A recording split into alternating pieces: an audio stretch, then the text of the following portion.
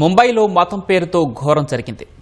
నయానగర్లో జైబ్ జుబేర్ అన్సారీ అనే ఓ వ్యక్తి ఇద్దరు సెక్యూరిటీ గార్డులను వారి మతం అడిగి అనంతరం కత్తితో తీవ్రంగా దాడి చేశాడు.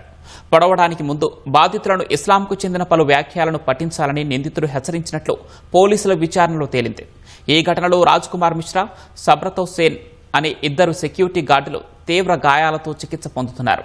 నిర్మాణంలో ఉన్న భవనం వద్ద వీరిద్దరూ గార్డులుగా పనిచేస్తూ ఉండగా అన్సారీ దాడికి దిగాడు.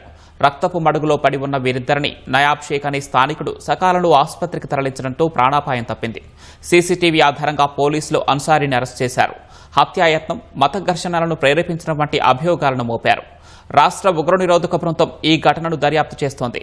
అతడు ఈ ఒక్క ఘటనకే పాల్పడ్డాడా లేదా మరికొందరితో కలిసి భారీ కుట్ర పన్నాడా అన్న కోణంలో విచారిస్తున్నారు. అన్నారీ గతంలో అమెరికాలో నివసించి భారత్కు వచ్చాడని, అతడి కుటుంబం ఇంకా అమెరికాలోనే ఉందని పోలీసులు తెలిపారు. ఒక్కడే ఒంటరిగా ఉంటూ ఆన్లైన్లో కెమిస్ట్రీ తరగతులు చెబుతూ డబ్బు సంపాదిస్తున్నాడని పేర్కొన్నారు.